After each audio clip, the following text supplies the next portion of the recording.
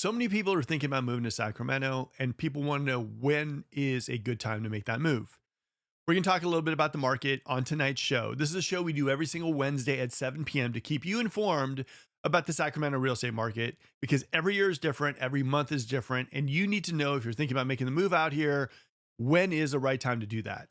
If you're planning to this summer, if you're planning to maybe later on this year, or maybe even next year, this is the show that we do every single Wednesday at 7 p.m. to keep you informed about the market. Now, let's get into the show. Let's talk a little bit about statistics, how the year is shaping up, all those things you need to know if you're moving into Sacramento or you plan on moving in the near future or far future. Let's get into the show.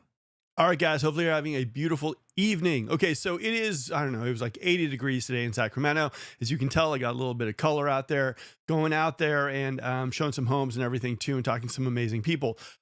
Sacramento, it's getting warm right now. I don't see a lot of rain in the forecast. So I'm guessing it's going to be really, really, I don't know. You're going to have some nice weather, guys, for some house hunting here in Sacramento. I would say right now what you're seeing is buyers are out. They're a little bit active, but buyers are not they're still very, very much like, should I buy? Should I not?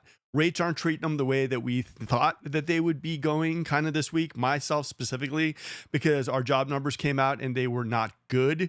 And so I thought there'd be a little bit of push to get interest rates, but all that stuff, we'll go into that later on the show. But for the most part, what you're seeing right now is, and I've talked to at least 15 realtors within the last few days, and all of them are saying the same exact thing. We have listings, we've got a lot of interest, but buyers are very hesitant to pull the trigger. They're very, very kind of like tipping their little finger in the market and going like, I'm wondering if this is right for me. If it's not, should I be buying now and everything too? And it's really getting, I think, a little bit frustrating for buyers and sellers. I think sellers too tend to be pricing stuff a little higher than maybe they should. And buyers are wondering if they are pricing higher than they should be as well too. So there's this kind of, I don't know, there's a little bit of a disconnect, and it's not making the market go the way it should go at this time. I mean, normally in Sacramento, spring market's coming around, people are throwing their listings on the market, things are flying, things are moving.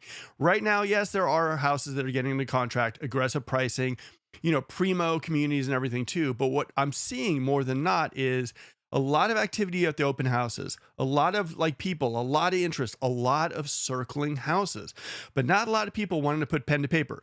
So that's kind of what I'm seeing a lot in the resale game. Now, it's interesting too, and I had this epiphany, I guess, this morning. I wake up every single morning like at 5:30, and I was thinking, I've been showing people houses a lot in like the Sacramento proper area, and for the most part, it's interesting because Sacramento proper, there's certain areas like the Pocket, like East Sacramento, certain areas that have always been historically pretty popular, right? But it kind of makes me wonder what those areas are going to be like once we kind of get the inventory back on the market. There tends to be more inventory on the market and everything. We get going. I mean, this is going to be like a 4 to 5 year process, if that. But if we get back to an area where all of a sudden, in areas like the Pocket, you see multiple listings like we used to do, like 5, 6, 7, 8 listings in the Pocket, it's going to be interesting. Part of me kind of freaks out a little bit because of a lot of the buyers that we're working with, and we're showing them places where there's only like one listing. And I'm wondering, is it just because there's one listing available? And at that point in time, supply and demand, you can basically set the price to whatever you want it to be, and people are just jumping on it. You see markets like Rocklin, you see markets like Folsom, you see markets like Elk Grove. They're building, right? Because a lot of the new homes, a lot of Mellorews, so they're building all the new schools, the new fire departments, police departments, stores, and everything too.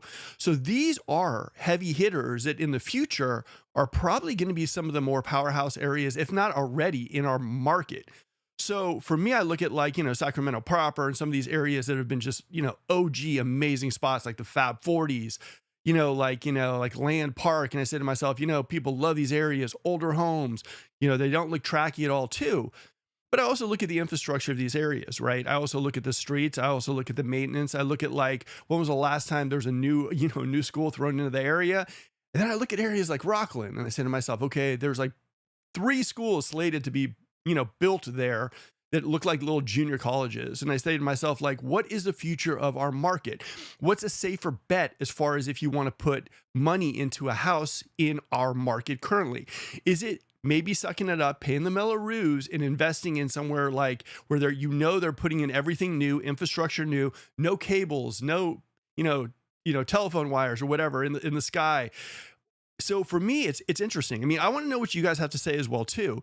A lot of people like my boy Jason, who's been selling a lot in the Sacramento area as well too. He knows. I mean, East Sacramento, Land Park, some of these areas are staples of our market. Areas like Wilhagen have always been those areas that have been super bougie, super amazing, hard to get into. But at the same time, if you look at the infrastructure, if you look at like what's being built there in comparison to what's being built in like the Rocklins, Folsom, and everything too. I mean, Folsom, guys, sports arena, three indoor hockey rinks, which is just crazy. And also you start looking at the sports programs that are like at, Folsom and everything too. It's going to be interesting to see where all of a sudden after the inventory pops back on the market, 5 years, 6 years down the road, where are those areas that are really, really going to be the main areas of our market, where if like 7 houses are on the market in one weekend in an area, they all fly. They all are packed open houses. And those other areas that once the market stabilizes, maybe in 5 or 6 years, and you do see 5 or 6 listings on the market in one weekend, they just kind of do okay. So that's just a little food for thought. And it kind of got me this morning. I was thinking to myself, yeah, that's interesting, because we are kind of a little bit in a bubble. We're in this like supply and demand bubble, right? Where it's like, if you're looking in an area, let's say you're looking at a specific spot and you're like, oh, I've been dying to get into that community for so long. I saw this one house. Now it's not the floor plan I want. It doesn't have the finishes I want, but man, it just popped on the market and I haven't seen something in that community forever. It feels a little overpriced, but it's the only one. Maybe I should jump on it. So I would just say for you guys out there who are house hunting, make sure you kind of know where to put your money at this point in time, because when this thing clears up, and eventually it will, 5 to 6 years down the road, the cycle of life, people have to sell homes and everything too. And all of a sudden we get used to one of those things where people are like, I remember back in the 2.75 days, like we are going to get the cycle of things getting somewhat back to normal. And all of a sudden, what's going to happen? I want to know what you guys think about that. If it's just me not having enough coffee in the morning, or if it's something that you guys fear as well. All right, class is gone. Let's go. All right, Jason first.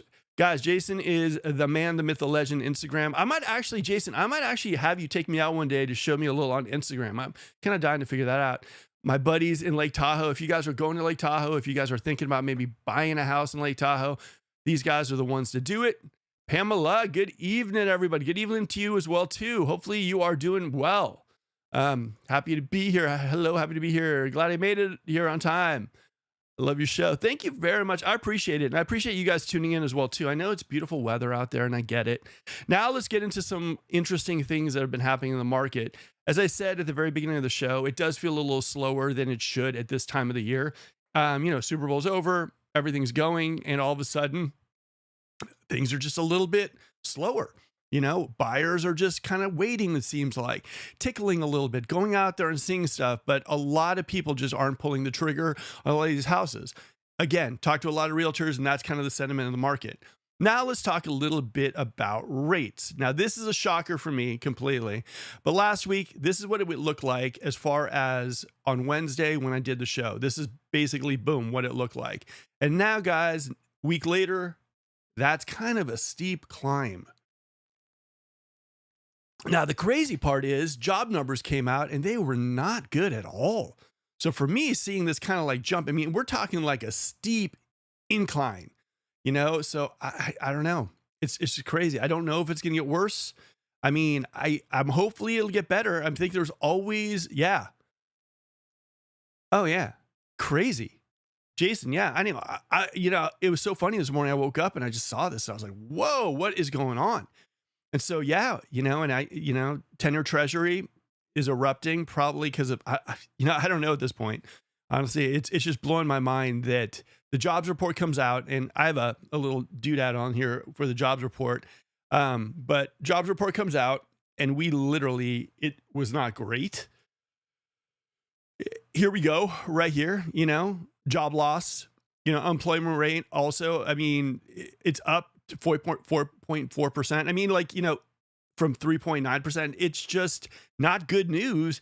And all of a sudden, it's almost like now everything's making it even harder for people to buy homes, people to feel comfortable about buying homes as well too. So I don't really get it. I was hoping things would be a little bit I was hoping everything would be a little bit better today for you guys, and I hope this week would be great with the news about the job report coming out, but no, it didn't. I mean, you think it would kind of make sense that clearly the economy isn't fantastic with job news, and now all of a sudden rates go up. Now, I know what a lot of people are going to say, Mark, this doesn't tie into, it's about interest rates, not mortgage interest rates. Yes, I know.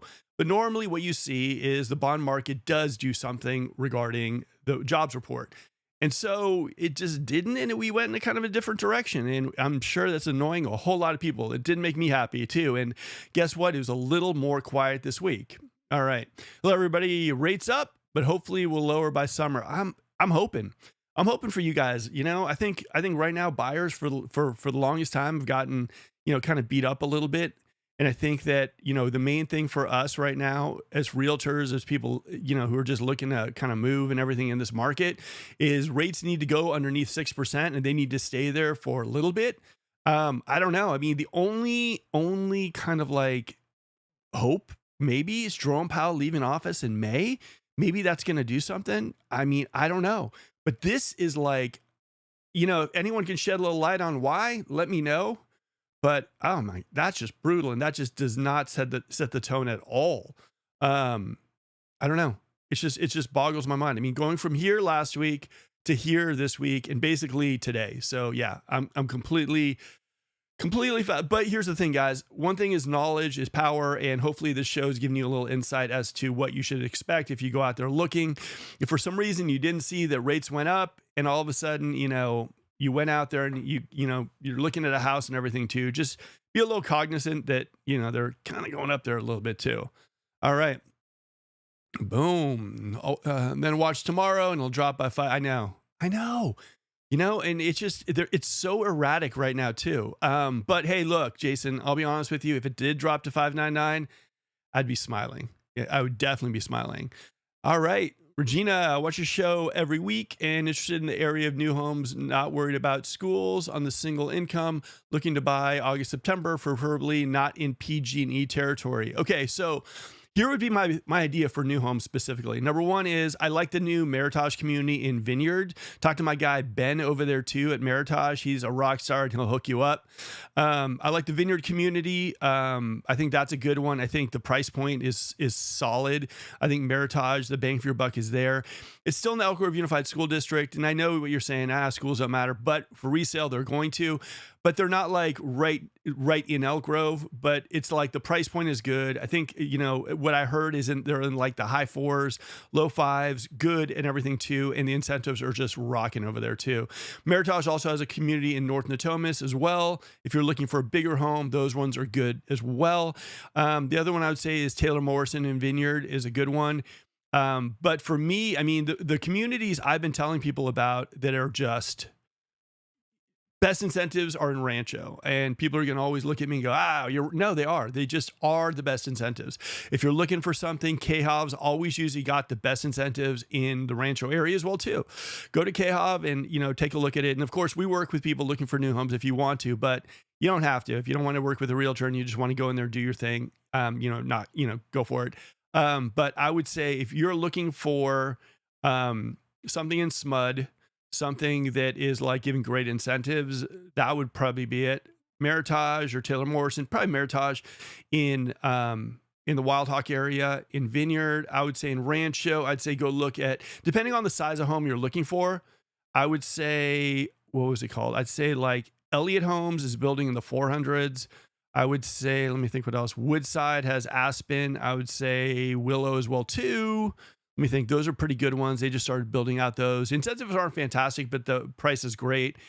What else would I go to on that one? Again, Elliott is doing stuff in the 400s. KHOV again. Those are going to be the best ones as far as bang for your buck goes. I mean, I think KHOV is doing something like a 3.99 interest rate, which is just insane. So as far as bang for your buck, those are them. Now on the other side too, and Regina here we go.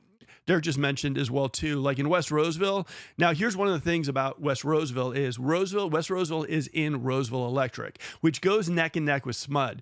So it's not PG&E, and it's still relatively like just like SMUD. I mean, I think it's a tad bit high, but like pennies. It's like not that much. So I would say, yeah, West Roseville, Sierra Vista area is good. I'd say if you could find something also, what is it? GMC is doing some good stuff. TriPoint's doing some good stuff out there as well too. Taylor Morrison just started building out there, but they're a little higher price point. Who else would I go? I would say don't go to the Amoroso Ranch area just because the Melrose seems to be higher over there too. And Richmond has a nice community too. Not the one in Amoroso, the other one as well too. Those are the areas I'd look at. But if you're looking for a certain type of price point, let me know right now and I could tell you exactly like where I would go. Like if you want to give me price points, square footage, bedrooms and bathrooms, and I'll probably be able to give you floor plans and areas to look at straight up. All right. Another thing too is a shout out to West Roseville, and I spaced on that. I apologize. West Roseville, again, growing like crazy. You got Placer 1 on the other side connecting in, Placer Parkway. You got the new Costco in West Roseville as well, too. Definitely West Roseville is on fire. JMC has got at least 6 communities out there, and they're building a lot more. Really a good spot. Maybe about 15 minutes from the gallery and the fountains, but at the same time, they have some shopping commercial there. They only need a hospital or something, and then it'll be complete. But West Roseville is really, really good. Jason, market has been slow. However, every home my client wants goes pending in 3 days with 6 offers. The funniest thing is I always tell people this, and I say this straight up, guys. Jason, you and I must have the same clients because I always say the clients I work with right now have one huge, huge problem. They all have good taste. You guys all pick the most amazing houses and everyone jumps on it. But I will say this, it's funny though. It's hard to tell what's going to go and what's not going to go in this market.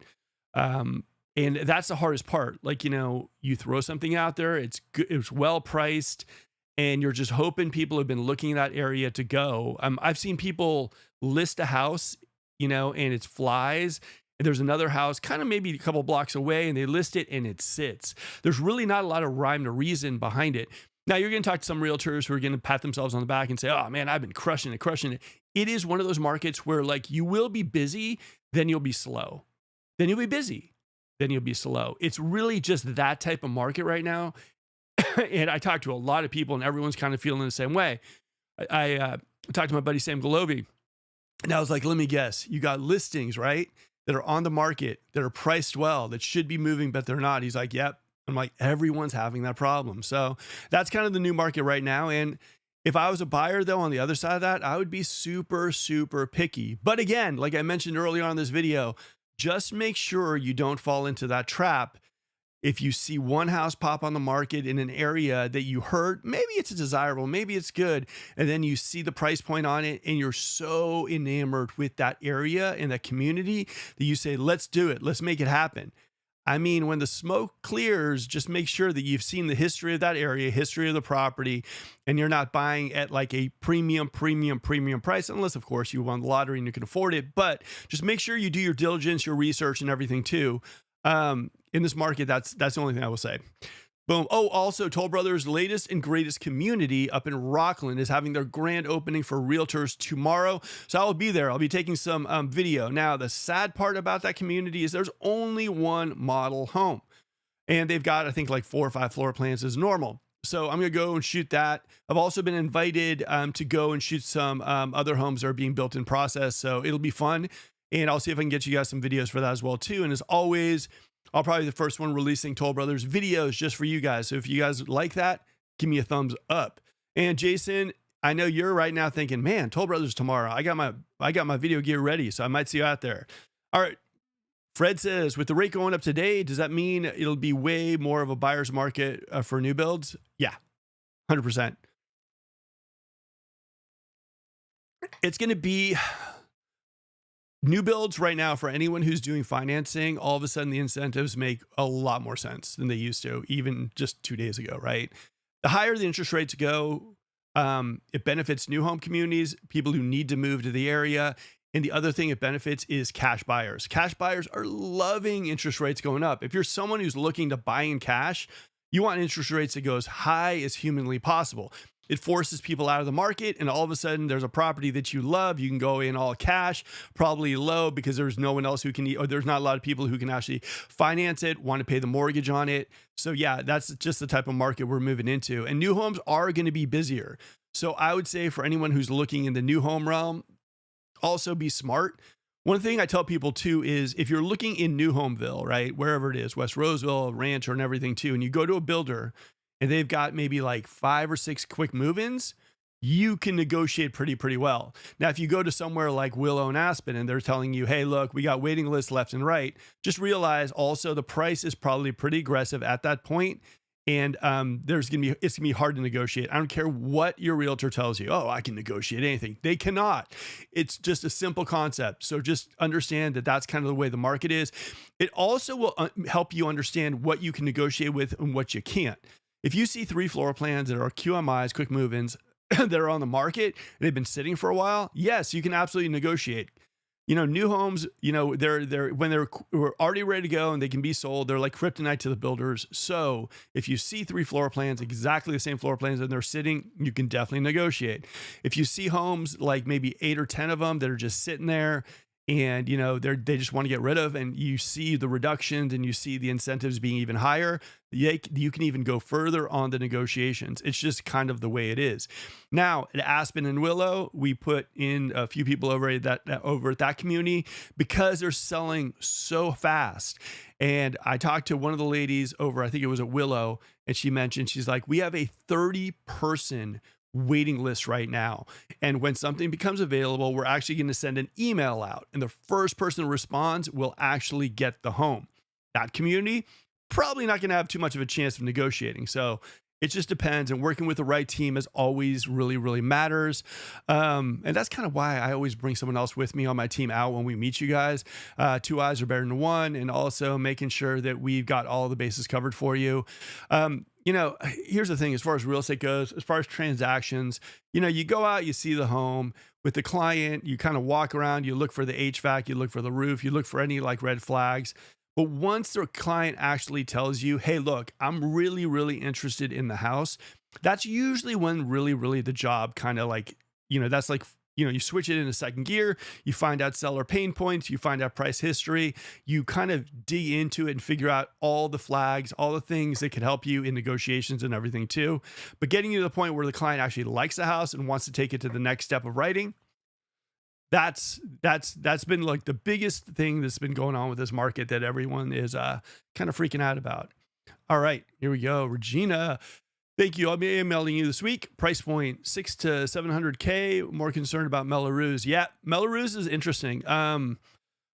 It's so bizarre with Melrose. Not even joking. Like you look at even Rancho, right? You see some communities, their Melrose is like 250. I mean, Richmond, their last community was like their Melrose was like 160 or something. And then you have some of these other communities, like I think by Woodside and Beezer, that are like higher Melrose.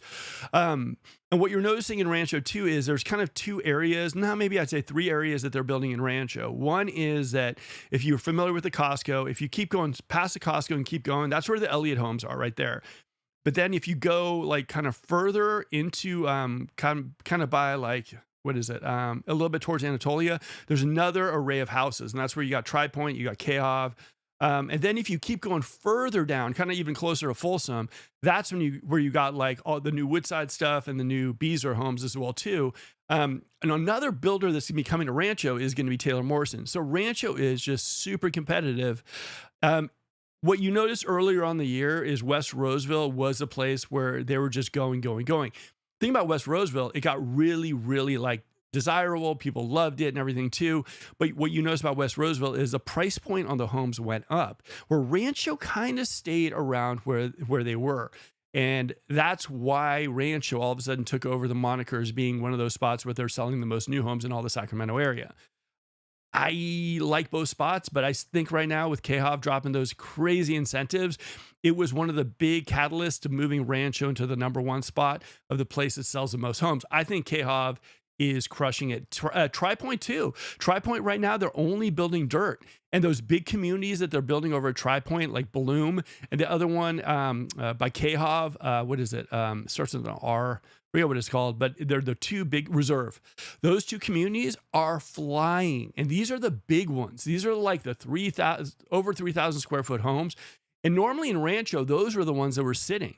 But right now, those are the ones that are moving. Crestley Premier Homes, they were selling in that space. They moved.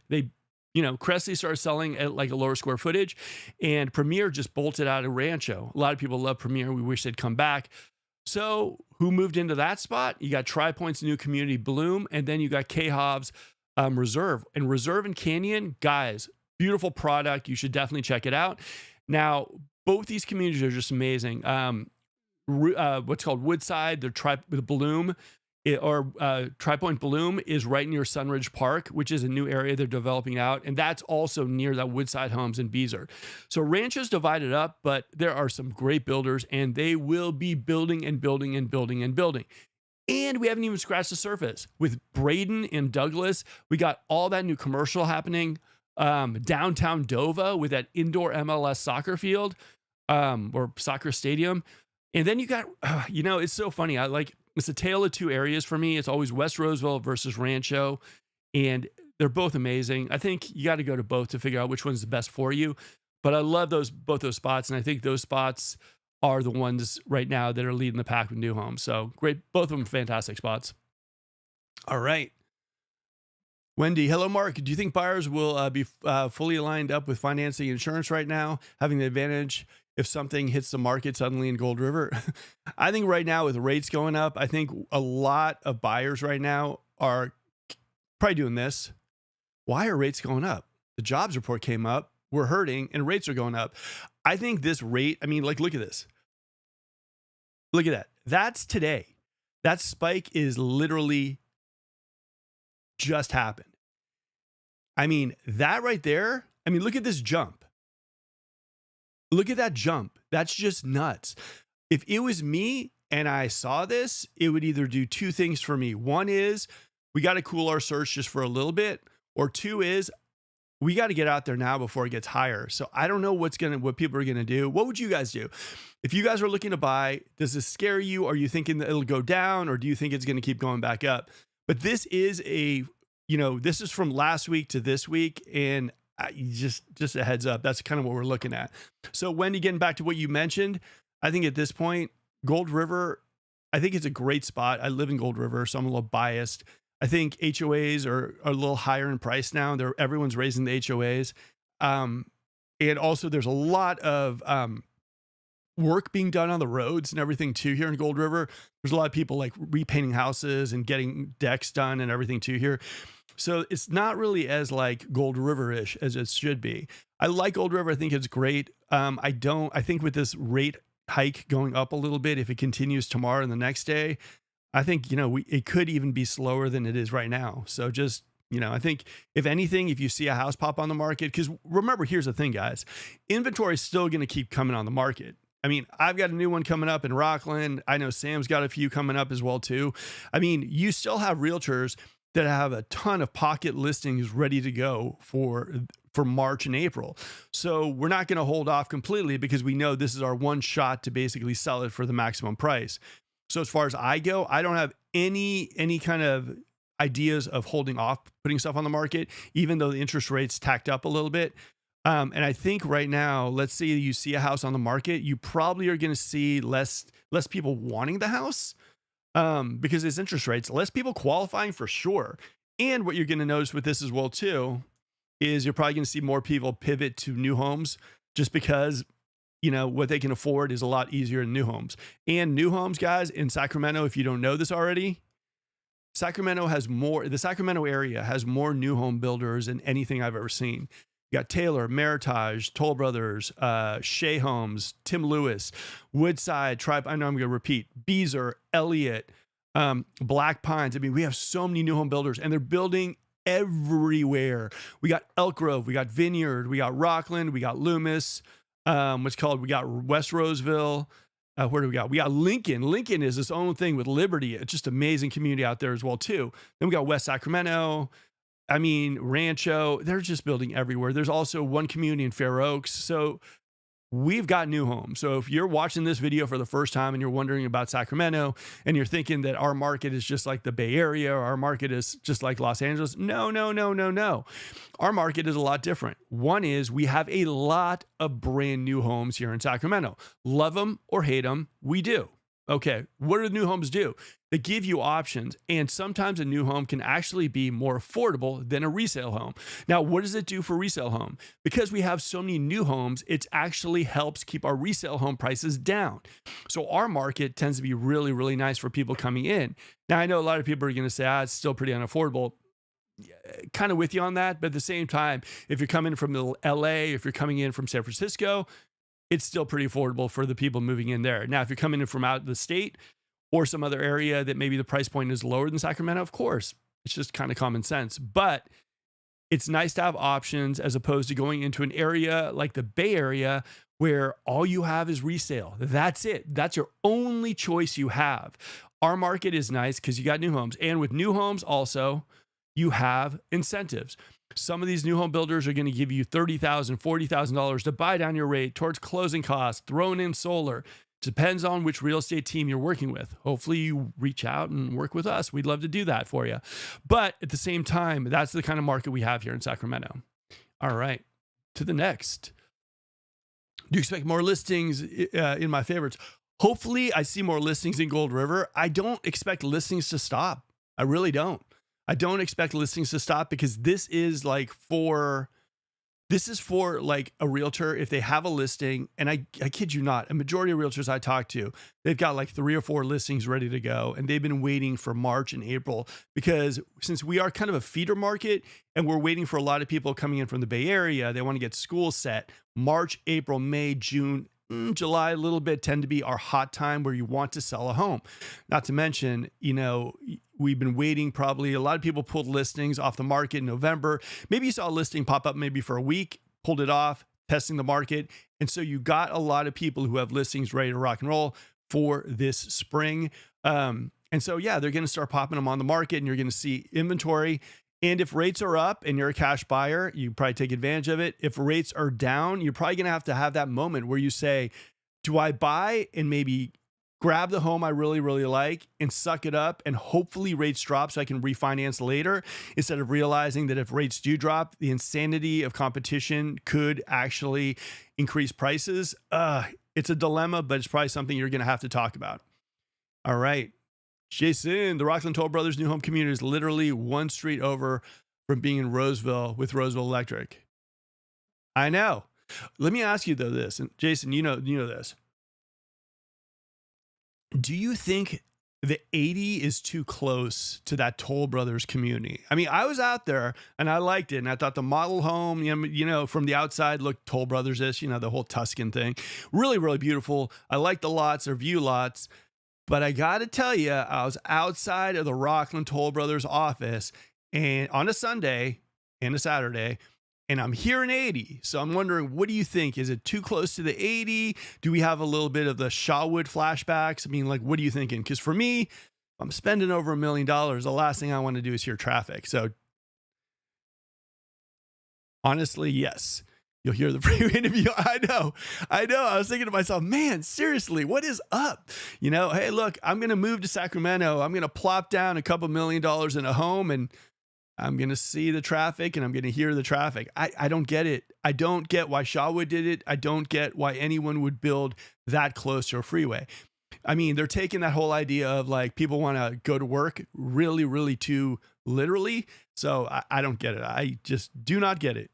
All right, Mark, are you seeing signs of sellers in Gold River that might start accepting pre-market or coming soon offers before listings go fully live? Ooh, you're setting me up for a great topic of discussion. Okay, well, here's the thing. Now the coming soons, thanks to Compass, thanks to Redfin, thanks to Rocket, coming soons are going to just be part of the game now. What you're going to notice is that coming soons, you can do that maybe like 30 days to 60 days before things hit the market. So you're going to go to Redfin and you're going to see houses that are coming soon to Gold River 30 days, 60 days before they even hit the market.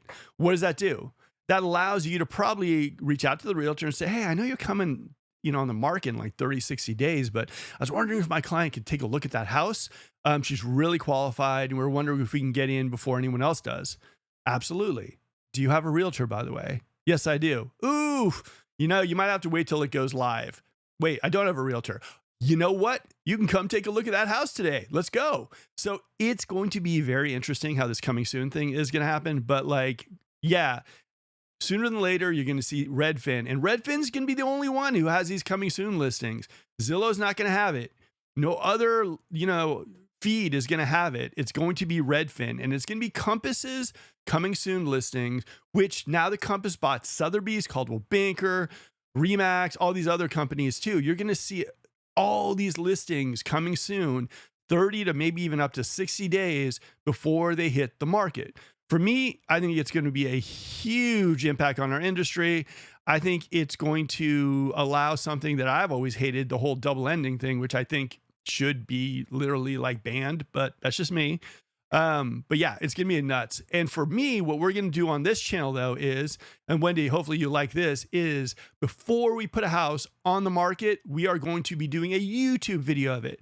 We're going to be putting it on this channel as soon as we get it. And we're going to be doing a coming soon video on this channel, because if Redfin's doing it, Compass is doing it, we found a legal way to actually do it as well too. So we're going to be doing that as well too on this channel. So if you guys want to list with us, if you guys are thinking about selling your home, I promise you guys premier placement on this channel and a little bit of ad spend to get it to the Bay Area and all those fun places that we're going to find you buyers. So that's it. All right. Let me think. Where are we?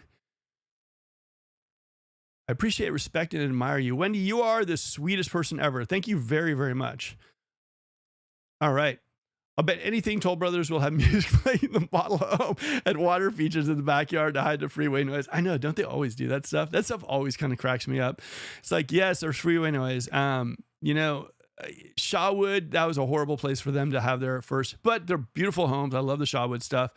Toll Brothers, yeah, I mean, yeah. That 80 is going to be very, very interesting. But here's what I will tell you. The 80 Rocklin is so much better. Like Jason mentioned it in his earlier comment. You got the Roseville Toll Brothers new community is literally one street from being Roseville with Roseville Electric. What does that mean for you guys? Majority of Rocklin is in PG&E, and PG&E, as we all know, is not fun. Okay. So this Rocklin community with Toll Brothers is going to have two things that have been very much lacking for a lot of people who wanted Toll Brothers. If you're in Toll Brothers in Folsom, you're going to realize the fact that you got to get on East Bidwell. East Bidwell is a bear right now. So as far as traffic, East Bidwell is a traffic jam. So a lot of people have said, you know what? I love Rocklin. I love Rocklin, but it's too far away, especially people who work maybe downtown. So being on the 80 in Rocklin, in Roseville Electric is such a game changer. Yes, and I get it, 80 freeway noise, but if you want that bougie Toll Brothers home, if you want the idea of being like a real quick jump on the freeway and heading to downtown to maybe UC Davis Medical Center, this is probably the Toll Brothers community for you.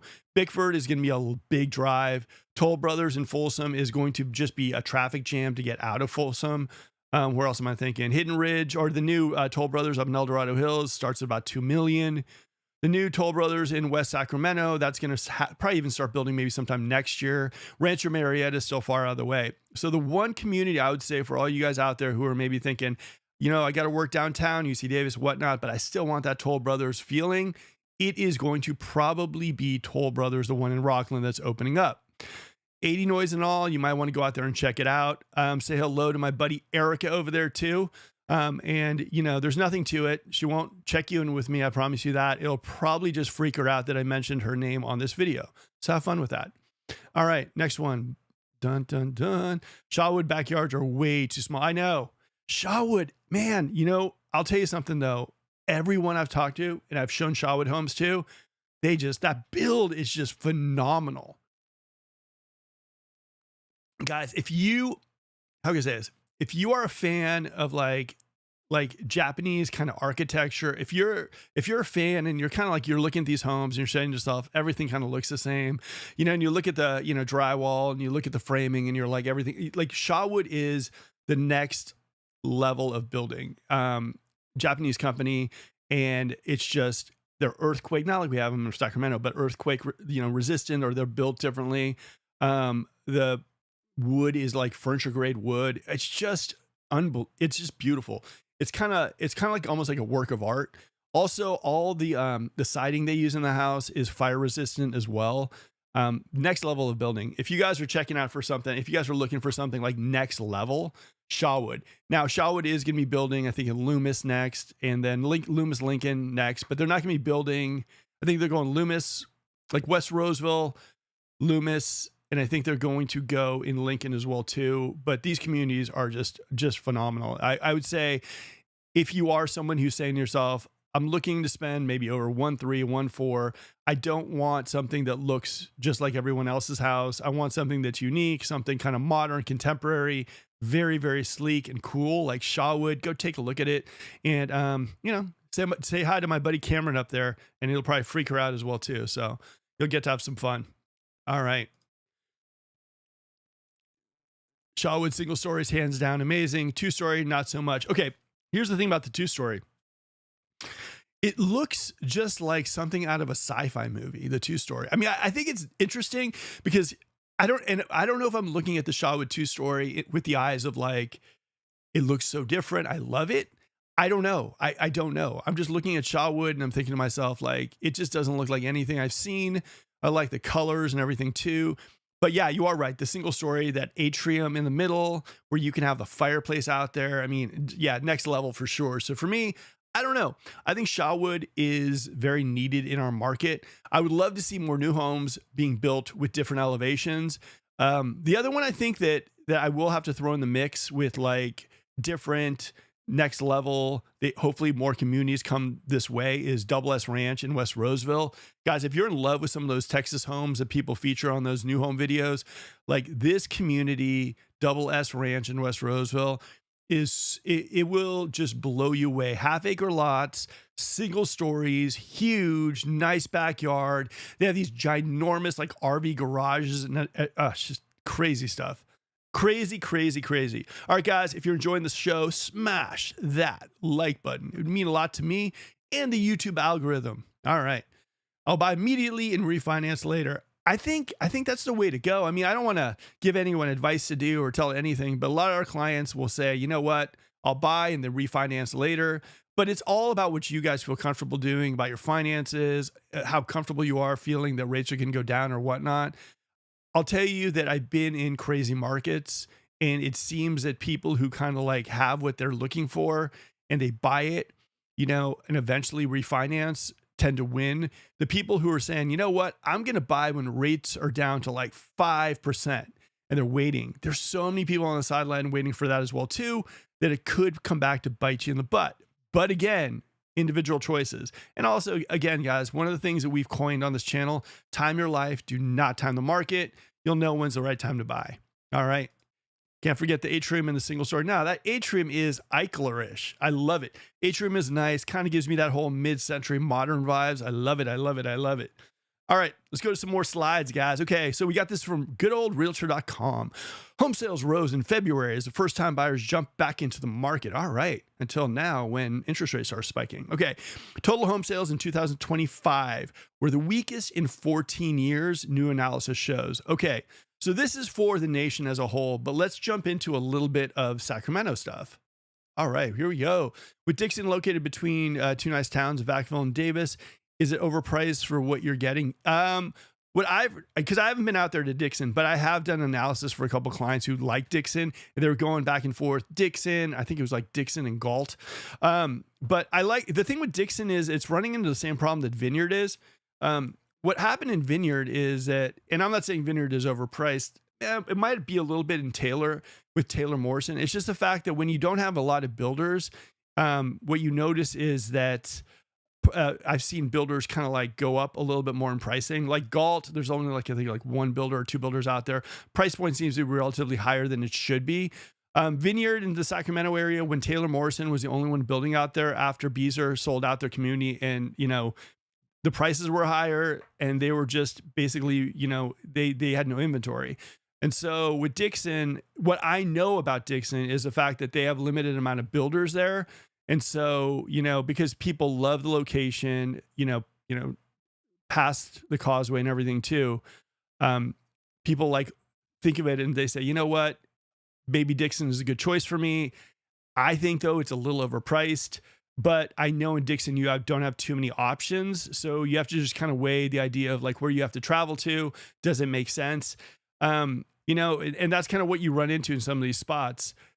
You see like in Rancho where there's like what, like 15 builders, best incentives, best price point. Why? You got super competition. In West Roseville, the same thing. Tons of builders, ton of communities, a lot of competition. Price point kind of keeps a little bit lower than it would be if there were maybe like 3 builders. Dixon isn't that way. It only has a few builders. And so I think they're charging a little bit of a premium over there. All right. To the next. All right. So we got this Sacramento housing market, homes sold. All right. So in February, we were up 16.2% from last month. So we're up. Now, this is something that kind of like you look at and you're like, oh my God, that's amazing. It's seasonally. This is kind of what we see. We normally see January is just like December. It's colder. February, things start to thaw out a little bit and we go up. Is this a dramatic upbeat? No, it's not. It just shows that we're going in the right direction. This month, though, my guess is that March is not going to, I mean, just didn't start off that well. Hopefully it doesn't. But at the same time, hopefully it gets better. But March with this interest rate kind of popping, I don't think March is going to be good at all. But we'll see, and I'll show you the stats next month. All right, Dixon really has no shopping. You have to drive to Davis or Vacaville for everything. Yeah, and if you look at the price point of that community, like it or what they're selling in Dixon, I don't know. For myself, I think it's a little overpriced. All right, here we go. Next one. Pending sales, 1,512 under contract in February, up 14.6% from last month. Again, this is just showing the fact that January was a very slow month, cold month, and people were kind of gearing up. And this is kind of the same thing almost that happened like last year, where we saw February before the Super Bowl. Everything just went kind of like crazy, even more crazy than this. All right, Sacramento's house price, medium, it went up again from last month, 3%, but down 2.3 from last year. Now here's where it gets really interesting. If you look back at this, where are we? All right. Total home sales in 2025 were the weakest in 14 years, right? And you look back here and all of a sudden it goes like, yeah, it was down 2.3% from last year. So for me, how I read it, I don't think 2026 is a banner year for us right now. I think at this point, we're seeing it mimic a lot of 2025, which overall probably wasn't a fantastic year for people, for the real estate market in general. Okay, price per square foot, it's steady. So that just means prices are holding a little bit. I would love to see appreciation this year.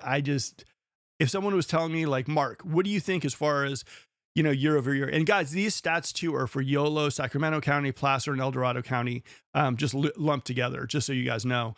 But for me, I think we're probably, unless something crazy happens with Jerome Powell, I just don't see us doing a huge year where we're like 5%, 6%. I think, prices might increase a little bit, but not a whole lot. All right, month of inventory. We got 2.4 months of inventory, February 2026, very low. Guys, even with all these new homes being thrown on the market, even with all this like new inventory that we're seeing, we are still not in good shape as far as inventory goes. I was out to the Pocket and there was like one listing in the Pocket. Beautiful house right on the water and everything too. And it was selling for over $1.2 million. And if anyone's ever seen the history of the Pocket, 1.2, 1.3, there's not a huge amount of houses that I've ever seen listed for that amount, on the Pocket, so it's getting kind of crazy out here, guys. All right, let's get into some questions. Boom. Then again, Vacaville has a lot of builders at the south end of town, yet it's expensive. Maybe it's still a better deal than Dixon. Here's the thing about Vacaville. Here's the thing. I'll tell you this. The craziest part about Vacaville is they really don't understand the concept of competition in Vacaville. My buddy Lacey from Beezer was working in Vacaville for a while. Price points were just too high over there, and it's nothing against the company, but the idea has always been, and I think one of the things about builders in the Sacramento area is the fact that, competition here really drives prices. If KHOV didn't come in Rancho so aggressively, and let's say KHOV didn't exist in Rancho, you would probably see the price point probably be mirrored to what it is in West Roseville. But because KHOV came in, undercut the competition, gave the best incentives, everyone else is playing catch up. There isn't that one builder in Vacaville that does it. All right, Vacaville schools, especially Vacaville High, is great. Yeah, still though, You gotta play the market. I don't think, and here, correct me if I'm wrong, and I'll do a little more research for next week. But I don't think the Vacaville inventory for the new homes is moving that great as well either. But that could be me just talking. But I've talked to a few people, and they said the Vacaville houses are not moving. So again, I'll double check that and see if I can bring you some stats next week. All right, who's dreaming of building their own home? My dream isn't isn't a box under a bridge. Yeah, I know. And here's the thing: I did release that video just because I thought it was a cool idea. Um, for me, I think a lot of people come out to Sacramento, they sell their home in the Bay Area, and they come up here, and some of them are like impressed with the houses out here, and they're like, "Yeah, this is great. I love it." Me being one of them, love my house. But there's some people also who just want that, like, I want to build. I want to buy land. I want to build a custom home.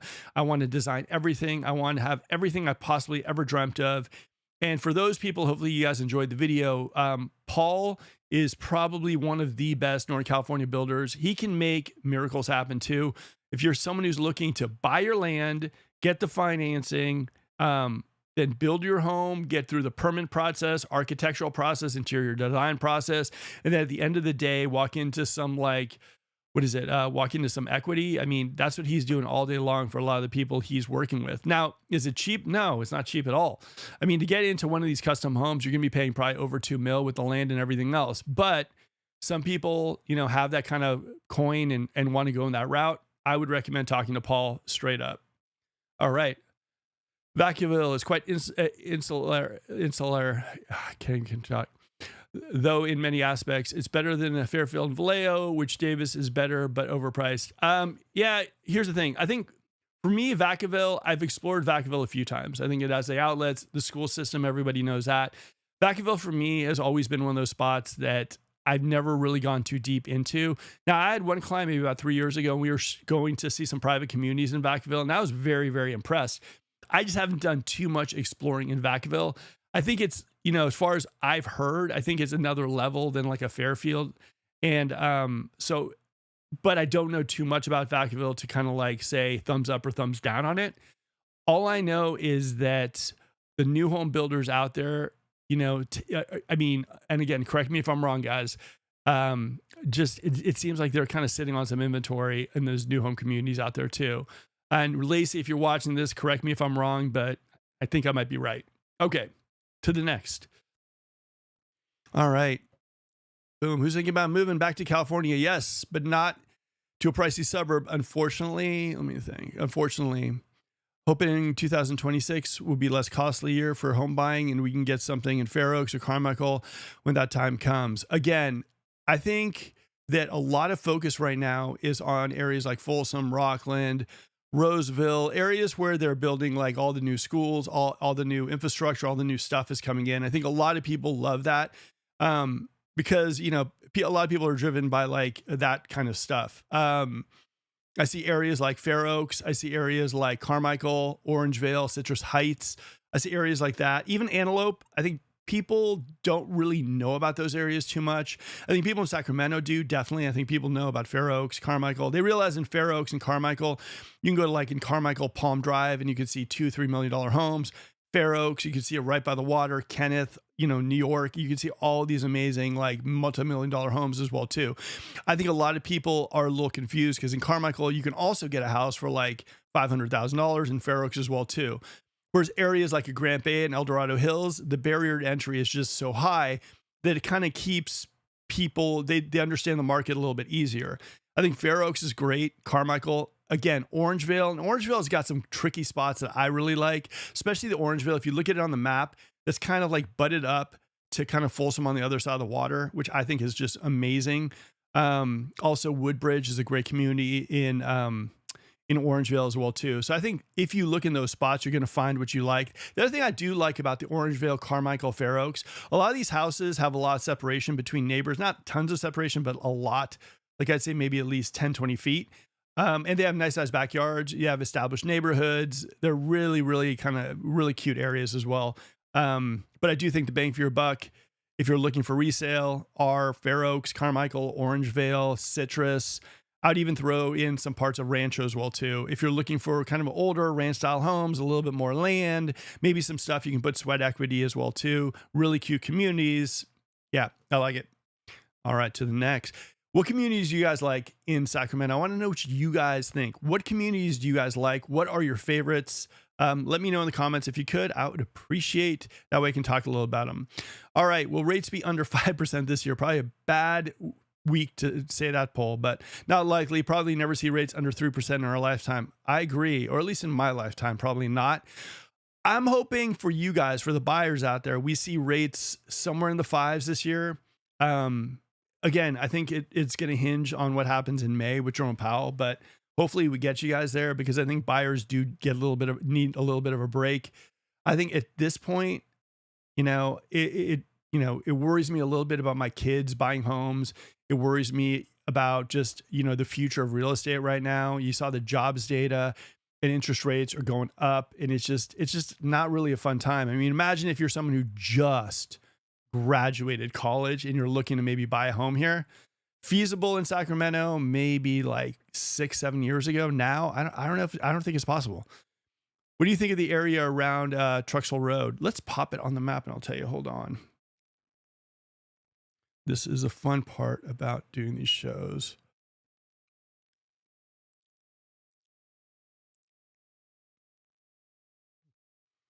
I don't know. What do we got here?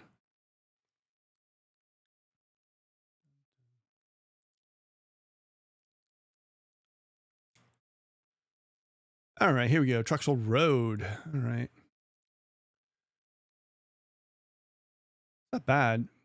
You got the 50 and the 80 right there. You get a lot of commercial also here. You got shopping. The only thing for me would be just the idea that it's a little busy over there.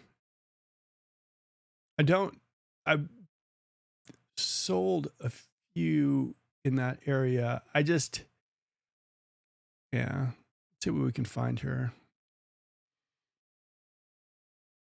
I think it's not bad. I mean, okay, here's the thing. I think there are some new home builders building in that area as well too. California Board. Yeah, I think, Natomas in general, 1580 access, that isn't bad.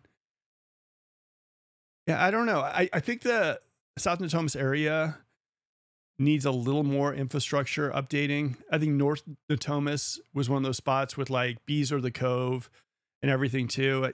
I don't know. For me, I like Natomas. I like the idea that it's so close to everything. But at the same time, it's just a little bit, how can I say this? Like, there was supposed to be so much development happening in Natomas that kind of like, I don't want to say stalled out, but at the same time, like, didn't happen, or it didn't seem to impact the area, right? And the area for me, I like Natomas, like North Natomas. You got Topgolf coming in. I think it's smack dab between Natomas in general is smack dab between the airport and I think between downtown Sacramento. I think a few things that I think we're expected to kind of bring Natomas into the whole like big player club, I guess, in Sacramento was Lennar's North Lake community. It was supposed to be amazing with lakes and everything too. And I think a lot of people I've been talking to, it just looks super depressing out there. Natomas, though, for me, has always been a spot where it has so much potential. You're close by the airport, you're close to downtown. If you're someone who has to get to downtown, I mean, Natomas is a great spot. Now, for a lot of people who maybe say, Natomas isn't right for me. I also think the idea is like, if you look at, the rules of real estate, right? Location, location, location, close to the airport, close to downtown, the development with downtown, with the rail yards, everything that's happening towards downtown. You've seen what has been happening in Elk Grove on the other side. So for me, Natomas, I think it's a soft market, but I think for me, if I was looking at new homes, I'd be looking at Meritage and Natomas. I'd be looking at the brand new home community, or Roseville homes that built over there too. I think you can get some great deals, and it's really kind of slow out there right now anyways. But Natomas for me, I think is still has so much potential. So hopefully that answered a little bit. All right. Oak Park, Sacramento is great, close to downtown, and the community is growing.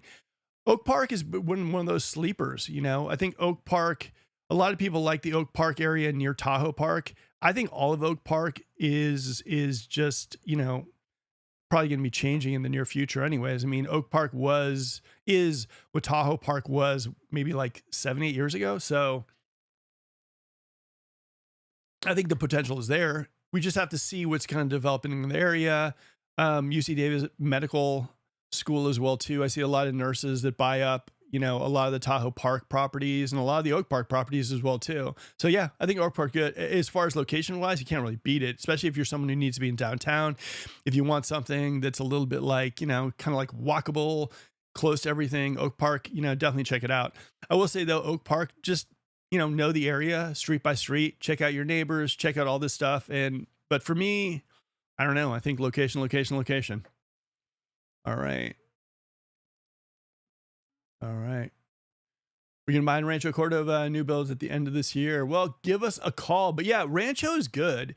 By the time you guys start looking, probably you're going to be looking at the newest community that's going to come out there is Taylor Morrison.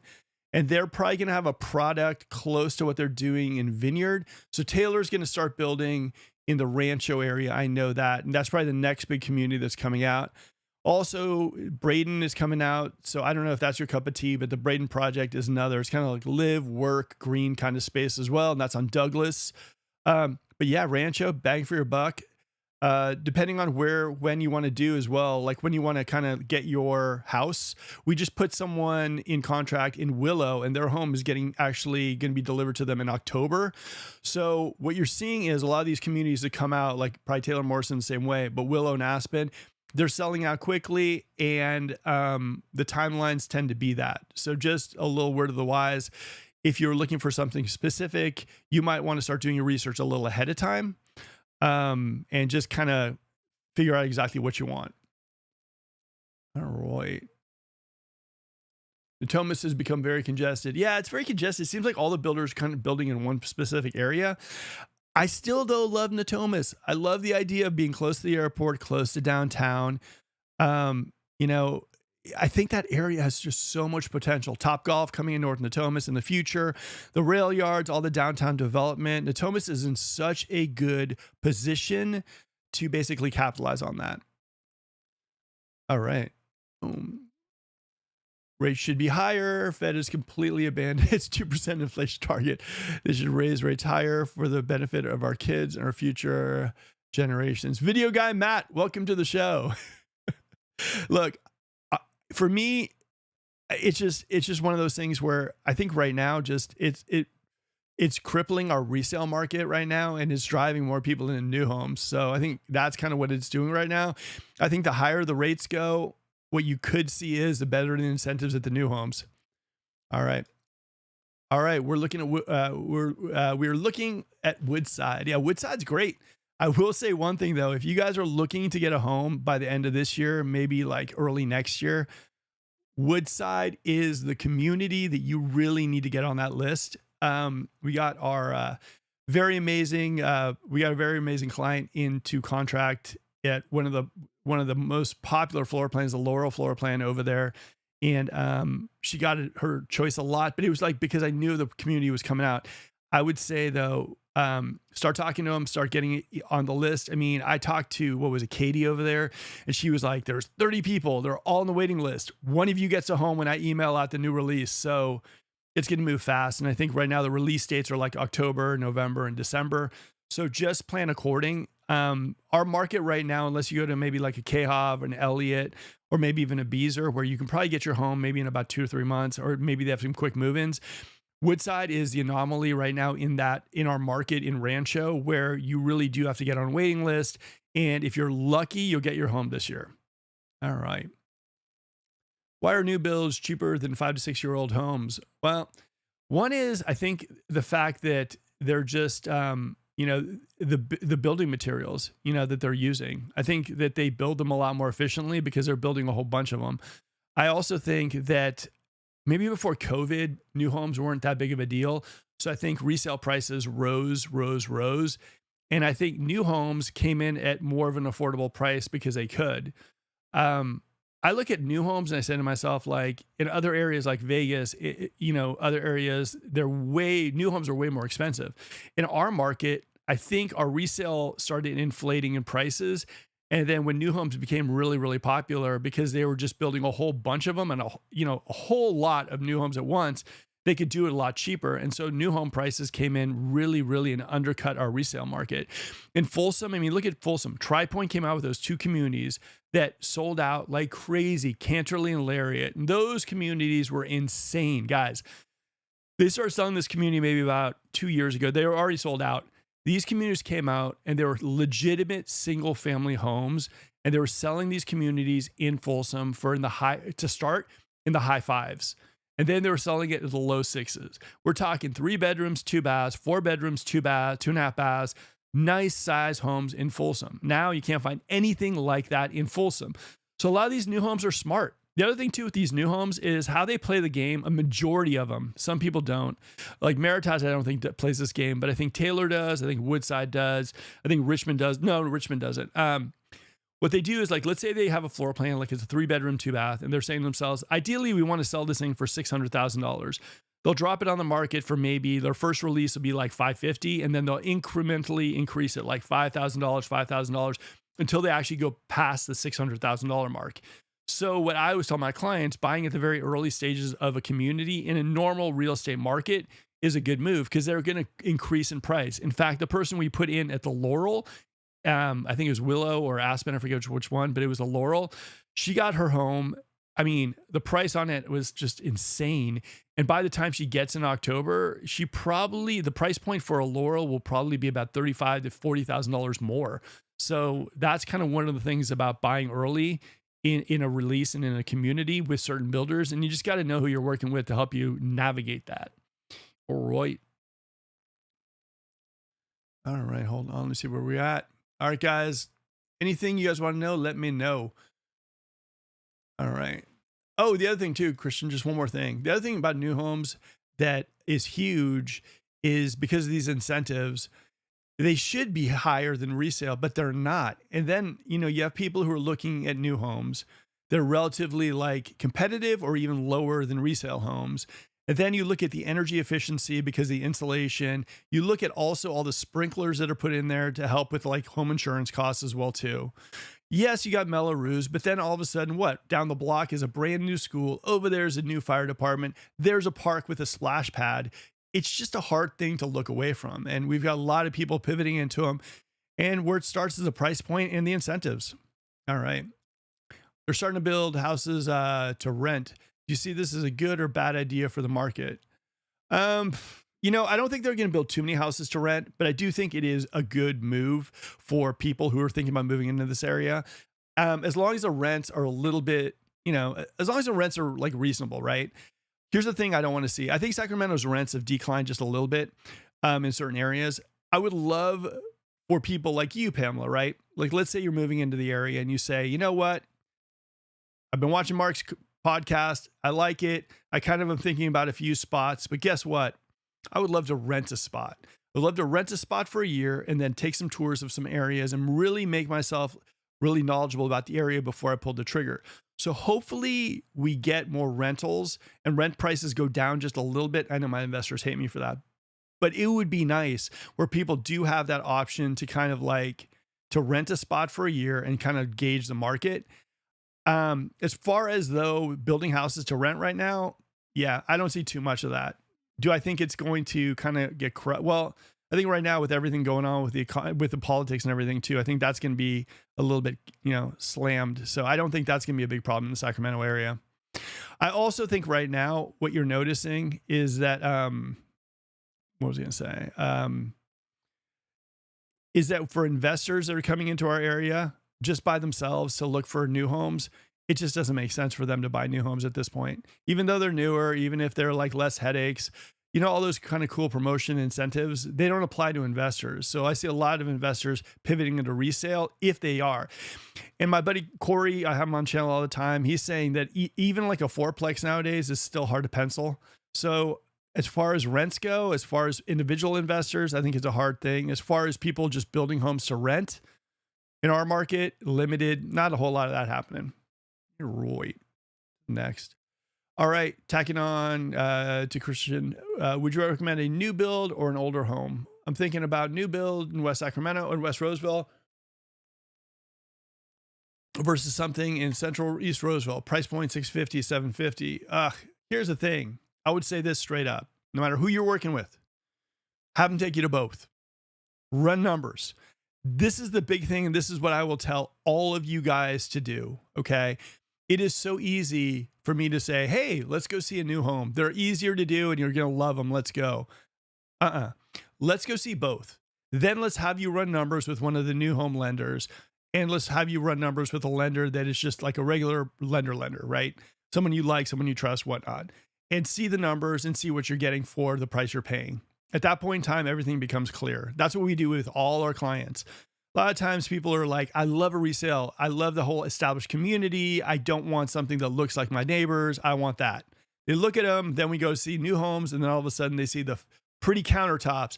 They see the solar. They see the energy statement, all that stuff, and they just get carried away. And all of a sudden, then the lender runs numbers, and then in new homes, you see the numbers, and usually that speaks for itself. I think there's pros and cons to both. I think you have to see what's out there for your budget. I think East Roseville, 650, 750, as a tough budget in that market right now. I mean, what? You probably get something like, I don't know, maybe like a 3 and 2, maybe a small 4 and 2, whereas like 650, 750 in like West Roseville, what you can get like DR Horton, you can get a big, nice house. Like, I don't know, maybe something like 2,400 square feet, 4 bedroom, 2.5 bath. You'd have to pay Melrose, probably no HOAs, depending on what school district you want to be in as well too, either Central or Roseville.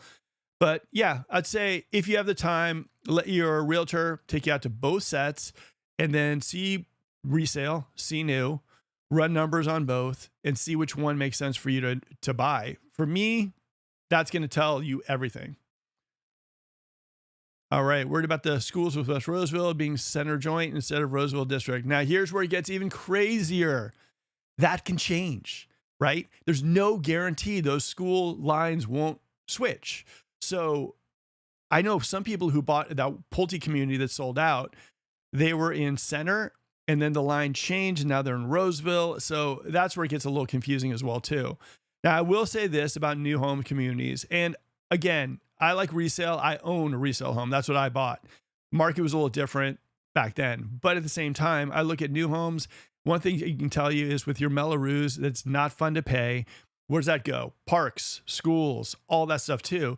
So what I normally see is that a lot of these areas like your Rosevilles, Rocklins, whatnot, they tend to have brand new schools. And don't quote me, but go to greatschools.org and just look at it for yourself.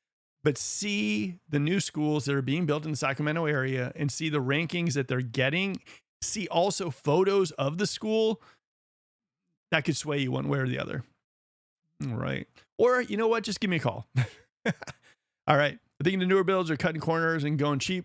I'd buy something between 220 and okay, Christian, you're doing great. Okay, you're totally helping me on this too. Yeah, I think there is a market for that as well too. I think in Rancho, what you're seeing is 2020, 2023 in like Rancho and areas like West Roseville. If people have decided to sell their homes, they're having a pain to sell their homes and you're seeing a lot of inventory sit. I think you definitely can negotiate a deal. Now, the only thing about that is that if you are buying a home 2020, 2023, you probably still will have Melrose. You will have that landscape backyard if it's a landscape backyard you liked. And you can negotiate a little bit because there is a lot of inventory in that price, between 2020 and maybe, 2026. Let's go a little higher on the range that is just sitting on the market. 2025 sitting on the market. But again, I think you have to see them both. And if it was me, I would want to see them both. I would want to run the numbers. I would want to see what that looked like. And after that, I think it would give you the clarity that would make a decision for you easy to do. I wouldn't shortcut it though. I wouldn't just look at like a new home or even a semi-new home. And I would look at like take a few weekends and look at a bunch of them, do your research, run the numbers, and then just like anything else, it will become a lot clearer once the numbers are run and you're saying to yourself, okay, this is what I'm paying for that. Is it worth it compared to this, what I'll be paying for that? For me, that's how I would do it. I would go see everything. I'd go see the resale. I'd see the almost new homes. I'd see the brand new homes. I would do the calculations. I'd have lenders kind of run numbers for me. I would have them not run my credit. I'd have them just run some numbers for me. And that's how I would start. All right. How does transfer tax work? If you buy a new home, can I transfer the tax rate? No, I don't. You can't transfer the tax rate. Whatever the new home is, that's the tax rate you get. Much cheaper to rent than buy in our area right now, and rents are softening. Yeah, I know. Buying now is 100% an emotional decision, not a good financial decision. Okay, I'm gonna go. Let me go a little further that one, Matt. I'll say this: it's more a necessity decision. You know, a lot of people who are moving into this area for maybe a job are maybe moving to the area because they're bursting at the seams. I think a lot of people, like, if you know, a lot of the people that we're talking to over the phone, especially in the resale market, are the ones who are like, look, we got to move. You know, I got a job starting in July and I need to find a house. I'm making the move there and I need to find a house. So I'd say it's a little bit of that's driving people to buy. I mean, clients we worked with this weekend, they're ready to go and they're coming in and they want that house. And another client we worked with is, also moving into the area. So I think a lot of people who are relocating, they have to buy this. It just makes sense. And renting right now, yes, there are some rentals on the market, but no one wants to do a double move. All right. Mark, do you have any houses available in Rancho? No, right now in Rancho, we don't have any house in Rancho. We have one coming up in Rocklin. We have one coming up in Roseville. What do we got? We got the one in Folsom. We got one in Catavadera. We have one in, in Wilhagen. And we have one in El Dorado Hills. So we have a few houses, nothing in Rancho. We had a single story in Rancho. And the funny thing is one of our single stories flew and it went way over, and we had the exact same floor plan we put on the market and it just sat. And so they pulled it off. It was really, really, really annoying. And right, we go video. I'm at school quality is declining. Pardon me. School quality is declining everywhere. Look at how many teacher unions are on strike locally with AI. Traditional school will leave your children left behind. They might learn to protest, though. You are funny. Look at everyone who bought in Folsom Ranch or parts of Rancho. Promising schools are not being built. The bus service has been cut because the districts are out of money. I don't know if I can. I mean, I say thanks for the input, but I mean, people are loving that new elementary school in Folsom Ranch and the new middle school that's going to be built. And then the ones in Rancho too, the elementary school that is just going to be finished up this year. I don't know. I'm kind of positive about those. All right. Do you use AI to do research on homes these days? No. Look, I love AI. I mean, not love AI. I guess it's like something that you need to kind of be into. So I do like AI, but I found that AI does more, like, gives you more questionable stuff than anything else. Like, I would never do research on homes for clients based on AI because I just don't trust it as much as being able to go out to open houses, research areas, talk to agents, kind of see history, square footage. Like, it's just always been my go-to. And I know AI is fantastic. And, at the same time, I've heard so many horror stories of realtors giving out wrong comps, giving out wrong information. I just don't want to shortcut my clients. All right. Folsom, but they're creating another elementary school that they're already building. The Folsom Ranch Elementary is full. The new students are being forced to go some older school across the freeway, move there to, All right. I love you, Matt. I just got to verify all the information you're talking about. I think you're freaking out a lot of people at this point. All right, here, next question we got. Are rates good enough to buy? Buy now and refinance later, as you always say. Don't time the market, time your life. And I think that kind of, at least for me, kind of sums up everything. For me, I gotta be honest, for me, I bought my house and yeah, the rates were better than they are now, but it wasn't rate driven completely. It was the idea that I saved up money. I felt comfortable about my decision. My daughter was growing up and I wanted what I wanted. And I just felt like it was a time in my life to do it. And I did it. And I think at that point in time, it allowed me to not just feel like I made a choice based on the market, which in retrospect, I would have been like, oh, I made a great decision. But I feel that if you're just so focused on the market, if you're so focused on timing it and making it the perfect moment to jump in, it can really, really, like, at the end of the day, if you screw up, you could really, really, lose a lot of money. For me, memories I've had in this house, teaching my daughter how to swim, having parties here with my family, all those things I factored into it. And I said to myself, look, at the end of the day, I wasn't sure if Gold River would do well, or I didn't really know if, like, my house would appreciate or equity, yada, yada. I didn't know any of that stuff too. I just told myself that at this point in time, I wanted to buy a house because my daughter wanted a pool. This is the house I wanted. I really, really had saved up for this as well too. And this is the house I wanted to buy. And I said, look, good, bad, or indifferent, because no one can tell what the real estate market's going to do. I'm going to jump into this house. I'm going to buy it, and we're going to enjoy this house. And we did, and we are. And I never looked back because I did make my purchase. I mean, I did my research, don't get me wrong, and I was searching for about 6 months, but it wasn't like I said, oh my God, rates are this low, we have to buy this moment. It was more about the house, more about exactly the house we wanted, more about the area, more about all that stuff too. And we definitely did time our life when we didn't time the market. So, and I would say, I suggest that for everyone out there. And right. All right. AI can sometimes generate different answers depending on how you word your question. Yeah, it just, for me, my humble opinion, I think realtors make a whole lot of money, and I think that shortcutting is what I've seen a lot of people do. A lot of people, great realtors out there, don't get me wrong, but I think that AI is like a shortcut. I think that if someone says to me, Mark, I want you to list our home, I want you to tell me what home's worth, it takes more than me going to ChatGPT, putting in an address and saying, give me, I need to see the home. I need to, like, check out the market. I need to go to open houses. I need all that kind of stuff. And I need to also talk to my team about it and see what they think. I need to talk to other realtors that are like selling homes as well too in the area, and finding out what good pricing is. And all that stuff is so essential for me.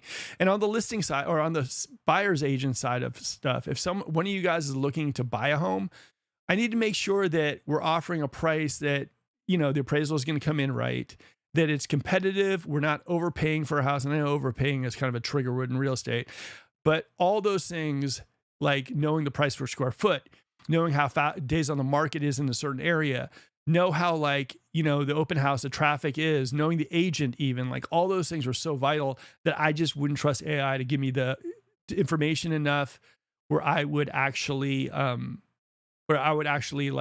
believe it 100%.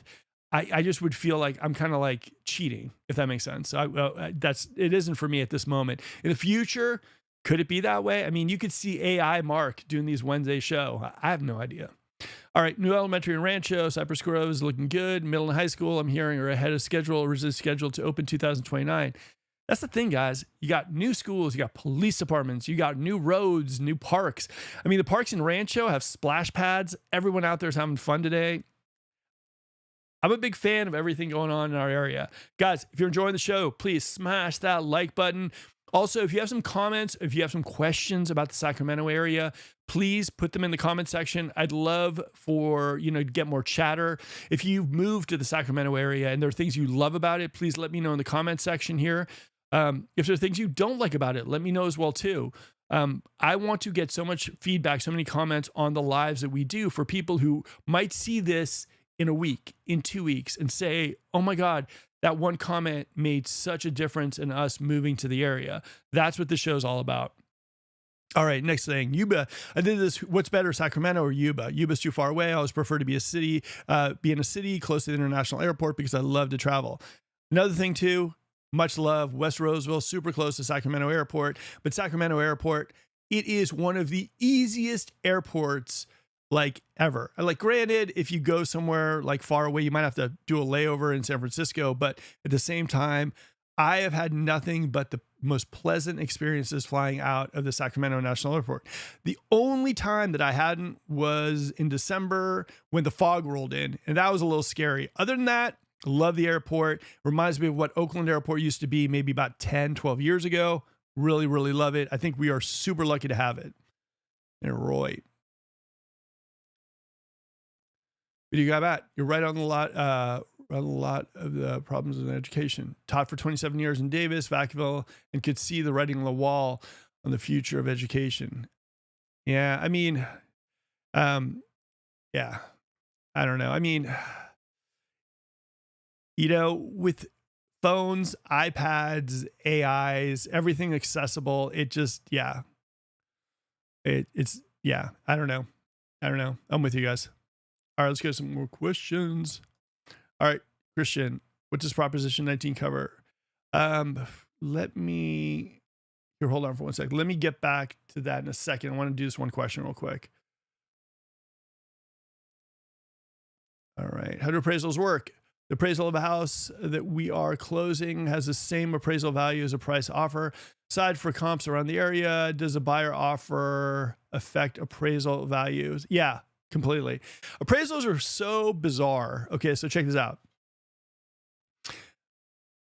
Appraisals are kind of like smoke and mirrors, in my opinion. And I know people are going to hate me for this. The appraiser knows exactly what you're in contract for. Appraisers sometimes say, are there any credits or anything that I should be aware of? So for me, the appraiser's trying to get it to the price. And, it's just, it's not a true appraisal where someone comes out there and they look at a house, they judge the comps in the area, price per square foot, and give you an appraisal. More than not, you're going to find a house that lands exactly on whatever you're in contract for. If you're in contract for $951,000, chances are your appraisal is going to come back for $951,000. So that's kind of how appraisals kind of work. For me, it's a little weird. I get it because everyone wants, to get the number so they can get the loan. Everything's good to go. But a lot of people also just, as realtors, you look at it and it's just a little smoke and mirrors. I mean, I don't even know how to describe it without going too deep. And I think, Video Guy Matt will bring your comment up here. Usually a scam meant to protect the lenders, not you. Lenders do not care enough about government-backed most loans. So 90% of the time, it'll come in at offer price. Video Guy Matt, thank you. Stuff I can't really say, but Video Guy Matt, I applaud that. All right, let's go back to this. Property opportunity will allow you to transfer your property tax base if you're 55, soon me, at expensive inherits a home.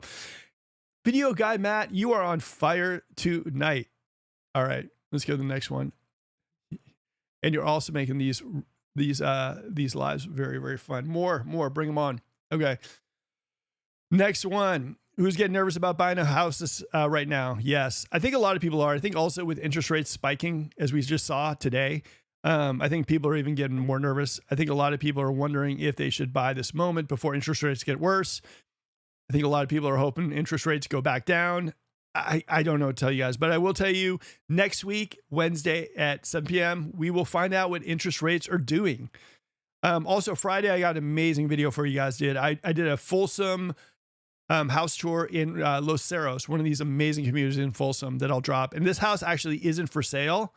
It's for rent, but it's a cool house, great community. I love Los Cerros. I think the house is amazing as far as, it's dated, yes, but no Melrose, no HOAs, and the house is like over 4,000 square feet. Cool house. Friday, it'll be dropped. All right, this is my mistake. It was a spell check thing. It was 5 o'clock in the morning. Which builder is your favorite? Beaver, Taylor, Toll Brothers, Tim Lewis. This cracked me up. Beaver, Taylor, and Tim Lewis all tied. Toll Brothers was a winner. But I've been hearing grumblings about Toll Brothers, so I don't know.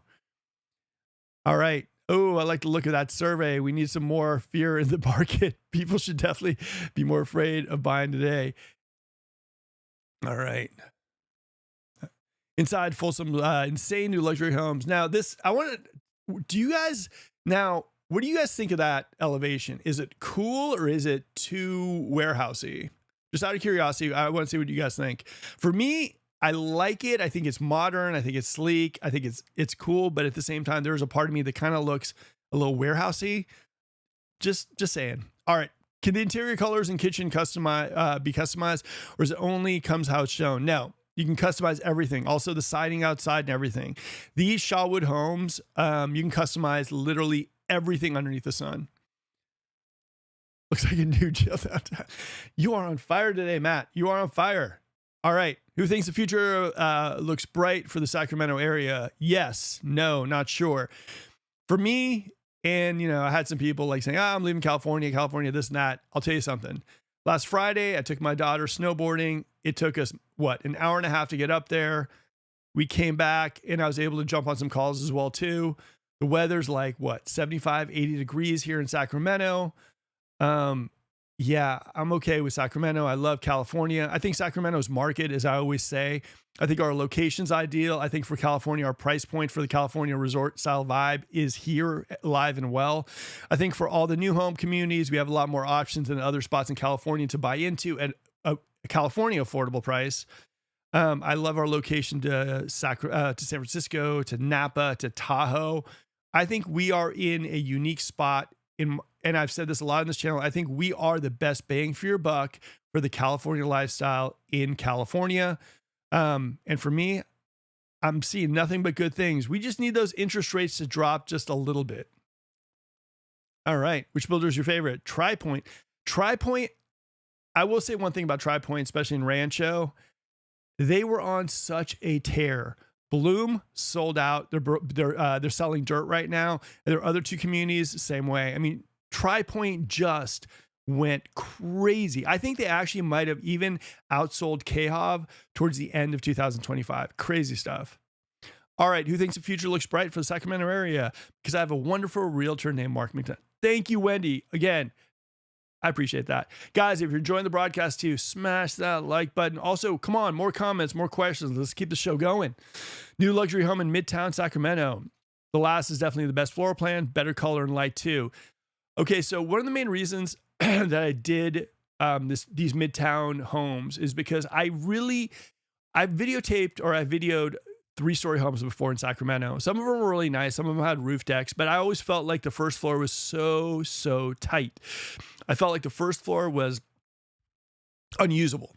Okay. Now, the thing I loved about these Beazer homes is that I felt the bedroom on the first floor and the space on the first floor were very much like nice, spacious, very usable.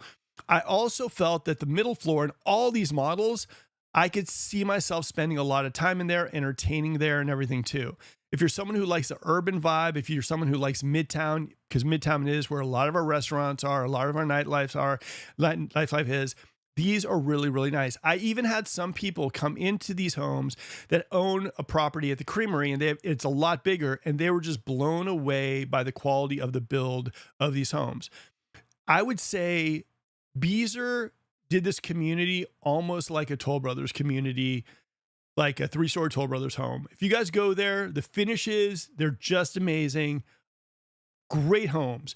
They are expensive. They're over $900,000. But if you're looking for something downtown, if you want to be close to like UC Davis Medical Center, and if you want something that has a lot more of an urban feel, but you still want those luxury amenities, this is a really, really cool community. Something I have not seen done right. I've not seen a 3-story home built in the Sacramento area done right. This is the first time I ever saw it. All right. All right.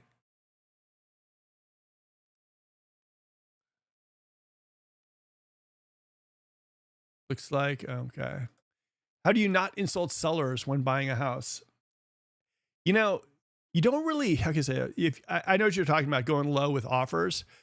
A lot of times I'm either like the listing agent or I'm the buyer's agent. So I kind of look at it from the other side. If I'm someone who is selling a house, like the one I got in Folsom or whatnot, and someone's coming in with a low offer, I usually will get the offer, and then if an agent is good, a buyer's agent is good, they'll kind of prep me on the offer. They'll let me know a little bit about it.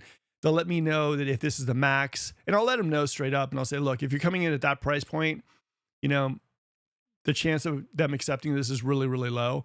So I usually have a conversation if I'm the buyer's agent or if I'm the listing agent with whoever's submitting. Now I like to get a little bit of background because I think it's a listing agent's job to present offers to their client, especially if there's something there. For example, like the listing I have in Folsom, we have it listed for I think it's like 1.379. Now that house, for example, if someone comes up to me and says, hey, look, I'm trying to put an offer in, I want to go 1.2. I'll say, okay, look, here's the thing. We're not going to go probably for that offer. I would say submit something at this price point, and then maybe we'll counter you back with something. So I try to kind of like, I'm kind of that barrier almost before it goes to the seller. And before I say anything to the buyer's agent, I always check with my seller first. So the communication there. Now, if I'm on the buyer side, I'm submitting an offer. Usually I make some small talk with the listing agent. I talk to him a little bit. I feel him out. And then I talk to my seller right away, or my buyer right away, and say, this is kind of what the situation is. They've been on the market for 3 months. Their seller has a 2.75, and they're really, really not going to budge on the price. And so at that point in time, the buyer's going to look at me and go, well, you know what? I'm probably not going to submit on this one. Or if they submit low, and we submit the offer to the what's called the listing agent, I've already kind of like told my client exactly what they should expect. But I'm a big believer in communication, and I apologize. We're already like an hour and 30 minutes into the show. So this is the time where I get a little tongue tied. But for me, I'm a huge communicator. I love to talk to agents. I like to feel out seller pain points. And I like to give my client a high and low where I would suggest that they put in offers. At times they want to go lower, but they kind of know what to expect if they go lower, because I've already talked to the listing agent and kind of already prepped them for it, if that makes sense. Buyers should have no problem insulting sellers. It's not an insult to make an offer. I've offered over $100,000 below ask on houses in the past on homes I've bought, not recently. Don't hurt to try.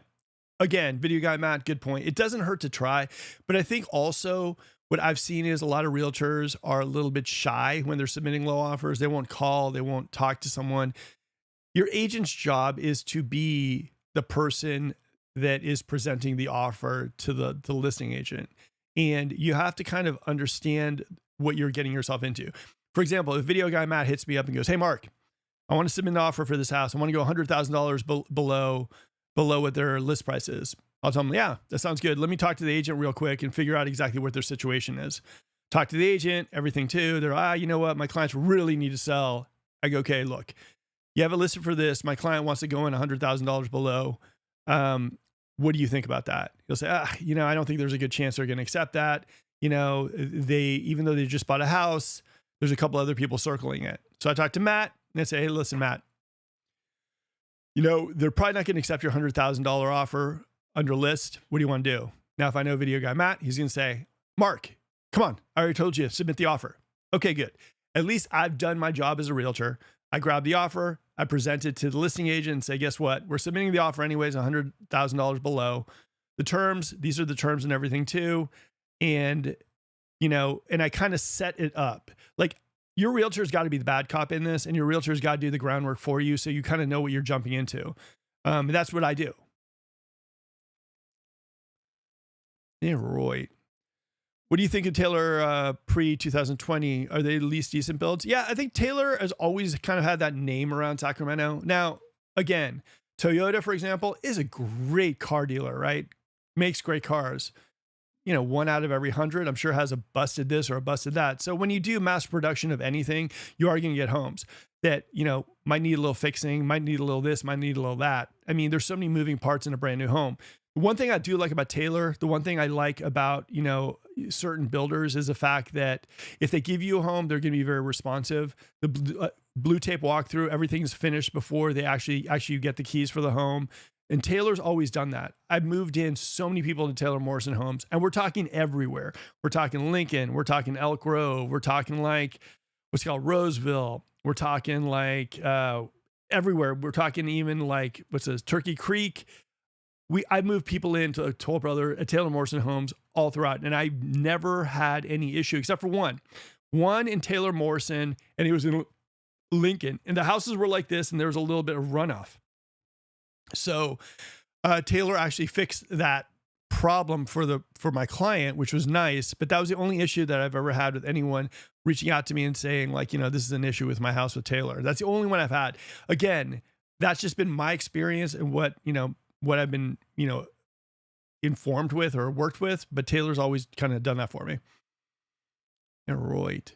Tri Point has an 8-inch sound, 8 foot, sorry.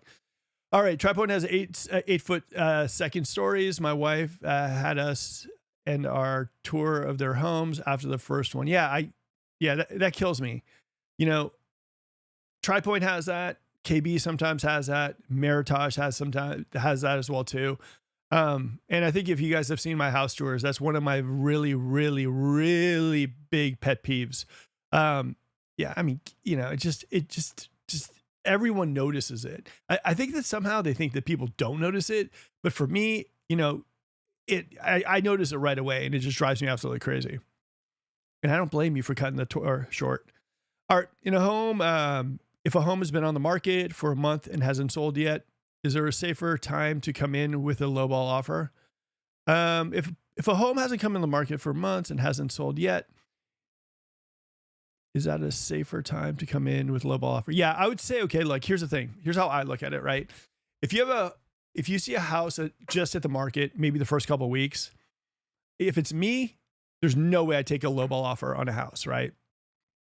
Now, in 2 weeks' time, if you submit an offer, maybe $10,000, $15,000 below list, I definitely would present it to my client, and I would definitely ask them to counter back. I would say if a house that I hadn't had like a month on the market, or even like 2 or 3 months on the market, I think you need your realtor, one, to figure out the pain points of the client. You have to figure out the carrying cost of the house, like the mortgage, landscaping, and all that stuff too. All those things kind of you build in the sell, right? So like, for example, like let's say you say, hey, I want to drop in an offer that's $100,000 below what this is. Mark, figure it out for me. Okay, so my main thing would be to go out there, figure out exactly the seller pain point. If it's a luxury home, if it's an HOA home, that's additional HOA costs. Then there's maintenance, as there's like electricity, then going into the house, if it's staged or not. All those things are wrapped into the sell that I would do to the listing agent. Look, I know you have carrying costs. I know you're spending like, $240 a month every single month on HOA. I know you still have a mortgage. I know this and that and everything. It builds a case for a lowball offer. If you can build the case, then you can probably put it in. Now, if, for example, like a house had been on the market for 3 months and is someone who has a 2.75 and they're stealing their home and they don't care if they sell or not, a lowball offer probably won't work. You vitally need to know what the seller pain points are before you put in an offer to make it work. That's kind of what I've seen, right? Because I see a lot of people right now who are sitting on 2.75s and they're listing high. And if they sell, great. They made some money. They're good. But if they don't sell, they're either going to pull it off the market and just live in it, and they're just not in a rush to sell it. They're kind of motivated more by like, I would sell if I can get this price, as opposed to I need to sell. You just need to identify the seller. And if you can identify the seller, that's going to pretty much tell you everything you need to know about the offer you're going to submit. Right. Okay, great video. I wish we could see some numbers behind all this information. Everything said means nothing without price context. Now, okay, here's the thing about price context. And this is straight up.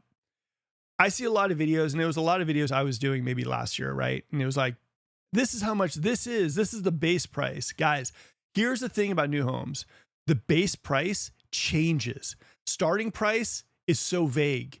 If I put a price out there for a home and someone sees it in a month, I guarantee you the price point of those homes are going to change. That's why it's very essential to maybe not reach out to me, but reach out to the builder and figure out what the current prices are. And that's kind of why I don't like to list a lot of homes. Like with this new home building, it matters. Are you building the Taj Mahal, or are you building maybe like a regular 2,000 square foot home, maybe somewhere in Elk Grove? I mean, it matters, all your finishes and everything too, but I feel disingenuous if I throw out a price and then you call up Paul and he goes, oh, I don't know what you're thinking. That price isn't even valid. This is the real price. I would feel like I was giving you guys something like bait and switches. That's also why a lot of my new home tours, I don't mention like, as far as price point, I don't mention that stuff anymore because prices change. Every release, there's an increase of prices. Incentives also change based on the market, based on the rate, based on how fast these people are selling homes. If you reach out to me directly, and you can do this anonymously, I'm not a selly realtor. I'll let you know exactly what the current sales price are of these homes and what the current incentives are. But at the same time, if you look at a video that someone did maybe 3 months ago, I can almost guarantee you the price point isn't what the video says it is. And the incentives are probably different from what you saw 3 months ago. I just don't want to be part of that. Right. All right. Mark knows what he's doing. Every low offer I made you must come with a case, with a, God, this is the time I get tongue tied, but I will tell you guys, it took me an hour and 40 minutes to get to that point. Mark knows what he's doing. Every low offer I've made, you must come in with a case for taking that offer. Can't just flop it out there. Tell seller why you offered that. Justify, sell the offer. Yeah, you got to. And that's part of your realtor's job. I see so many realtors that are so lazy about doing that. Like, you got to write the case. You've got to figure all this stuff out. Also, if you're listing a home, you have to justify the sales price. Why is this house selling for what it is? Especially if you have a house that, you know, was selling for the same price and now it's selling for a higher price. You have got to kind of have like an elevator pitch for everything.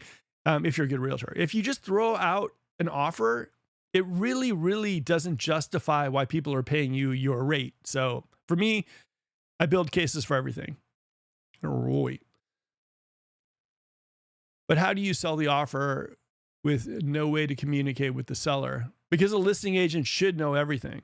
Okay, for example, let's say I'm talking to the listing agent on the phone. I'm like, hey, Bob, my client really, really loves this house. We saw it and we want to put in an offer. What is your seller situation? Normally a realtor will tell you, oh, you know, the seller's this, seller's that. Okay, my client wants to go in $100,000 below. And I know it's low and I know, you know, we don't want to insult your client at the same time. Do you have any other offers on the table? No, we don't have any offers, but we have a few people circling. My client, there's no way he's going to go for that. Okay, so you want me not to submit then? Well, I would say submit your best and highest, but I just don't think he's going to go for that low. Okay, look, here's the thing. My client is well qualified. They're pre-approved. They can put a big chunky down payment if they need to. We can go fast on the inspections, maybe 7 days on the inspections, and I can get my guys out there in 5 days. As far as a loan and appraisal, you know, we can keep those at maybe like 14, 20 days after I verify with your lender. Then the lender calls up, oh, my client's amazing and everything too. So we build kind of the case that way. Then when they present to their seller, they're like, all right, I know you don't want to hear it, but we got an offer, $100,000 below list. Below what you wanted. Seller starts freaking out and everything too. Now, if we can even close on the timeline for when you want to close this house so they don't have to pay carrying costs, or in this case, like, you know, right around the corner taxes, it adds even more of a case to do it. So it's not really, I'm selling it to the seller. I'm selling it to the listing agent who, if they're good, is going to also translate it to the seller. You know what I mean? Like, we're all kind of going in the same direction. A listing agent, if they're good, is going to say to themselves, look, I know this is a low offer. Possibly I can get it up. Possibly we can send a counter. But considering it's been sitting here for 3 months, my contract is about to expire with this seller. I kind of want to get this thing sold. One offer, even low, is better than no offers. Let's see maybe if we can make this thing work. And then all of a sudden you submit it to the listing agent, you write up a case, not write up a case, but you get everything out, bullet pointed out. You also talk about other houses in the community that never sold. You talk about like price per square foot. You talk about all the things that are wrong with the house and everything too. So you set aside your case, and the listing agent probably will regurgitate a lot of the stuff you said to his seller. So at least the seller might look at the offer and maybe send you a counter back. Now, if you get a counter back and it's unrealistic, what I often say is don't reply to the counter, let it go. And what that does is basically tell them that's like a take it or leave it. If you're really, really serious about your lowball offer, submit it and then walk away after you presented a very, very, very solid case. And if the listing agent after a week or two kind of hits you back, because you're going to have to wait, it's not going to be immediate. They're not going to hit you right away. They're going to be annoyed. They're going to be pissed off. But if you let it sit out there and then 3 days later, still no offers, a week later, no showings, that offer, that lowball offer you submitted is going to start being a little bit more tempting, a little bit more tempting, a little bit more tempting. Then you're going to get the realtor reaching out to your realtor saying, look, you submitted a lowball offer, $100,000. What do you think about maybe 80? I think my seller might go for that. and then all of a sudden the conversation starts and maybe you can get it accepted. Now that's just like one case.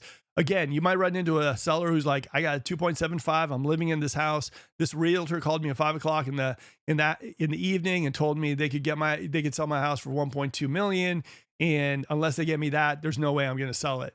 It all depends on how good of a realtor you have, how much they're able to communicate with the other realtor, and how able they are to put a case together for your offer. It's not easy, but you can definitely be done. All right.